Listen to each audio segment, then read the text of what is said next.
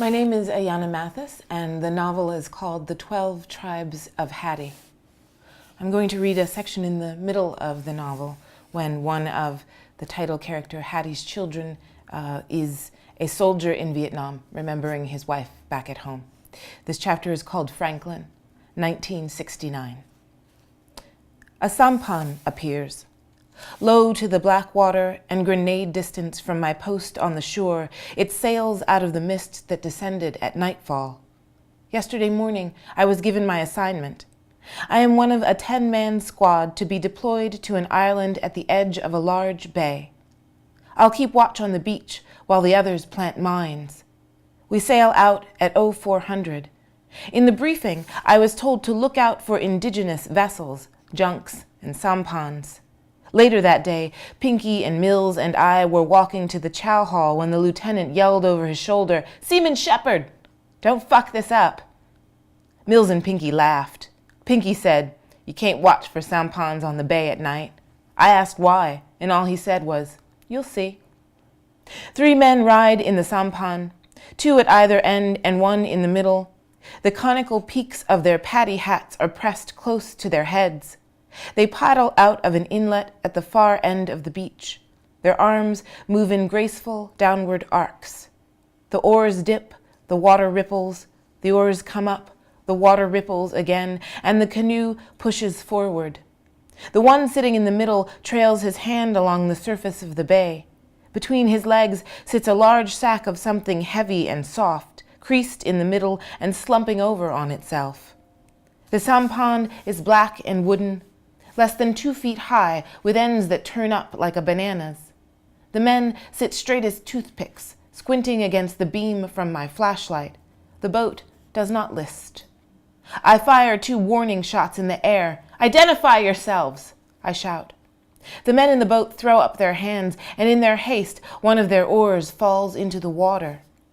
Fishermen in sampans are not to be trusted. In our briefing, the lieutenant said it should not always be assumed that they are fishermen. They paddle along in that quiet way they have, then reach under their bundles of fishing net and pull out grenades or MAC-10s. Some even have napalm. Brass did not tell me that. Mills and Pinky did, and I believe them. "Stand up!" I shout. "Stand up with your hands in the air!" I hear the wet suck of boot falls on the sand behind me. Mills yells, "Drop it! Fucking drop it!"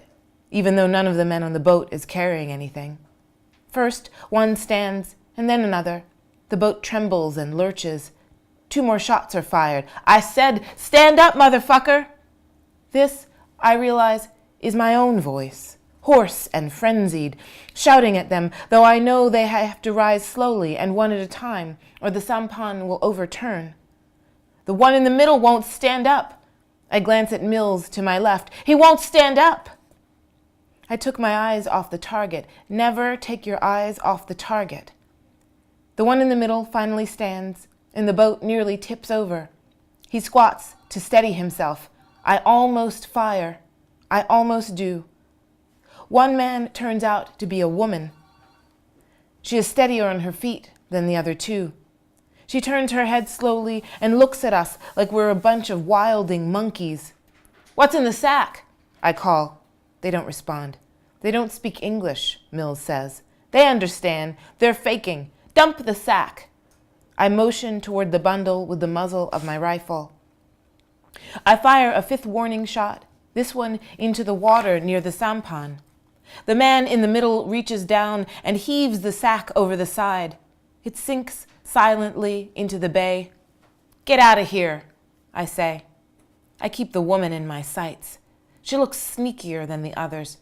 She's the one that will fling the grenade if there's one to be flung. Mills motions for them to keep going. He moves his rifle laterally in 2 swift motions. "Move along! Fucking move!" "Shit, Shep, they're leaving," Mills says. I don't tell him about the burning at the base of my spine. I used to think the pain was just fear, but now I know it's a premonition. The sack on the sampan set my back on fire. "Get the fuck out of here!" I shout once more. though one of the fishermen has begun to paddle with the remaining oar and the sampan is already creeping forward. Mills walks away, shaking his head. I am alone again, pacing my small territory, a narrow strip of sand at the edge of the island. I imagine the fisherman's bag was filled with specially kitted out grenades that will wash onto the shore and explode in the sand. I squint into the darkness. A fist of thick gray clouds drifts back and forth across a high half moon. The bay and beach are moon bright, then dim, and moon bright, and then dim again. Now, with the moon hidden behind the clouds, I see only the outlines of things. Tall blocks of rock rising out of the water. Our junk moored half a mile down the beach. The silhouettes of my squad members on their knees in the sand. In the shallows, turtles knock their shells into one another and hiss. I cock my head to one side and listen for human sounds. More paddles in the water, more sampans gliding over the sea. In a few hours, we'll have completed our mission, and then we'll load up the junk and sail away from here. Behind me, my squad is busy digging holes in the beach. I lived near a butcher when I first got married. He was always working when I walked by. He hummed while he worked, which made me think he was a happy man. Listening to the shovels push wetly through the sand, I remembered the sound of his knife cutting through flesh. I am afraid that the mist over the water will creep onto shore and settle over the sand so that I can't see snakes coming toward me. My neck aches with the strain of scanning the sand for them.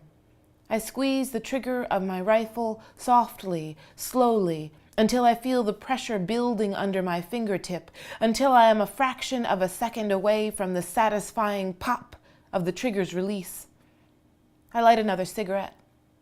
I have written a letter to my wife, my ex-wife, I suppose I should call her.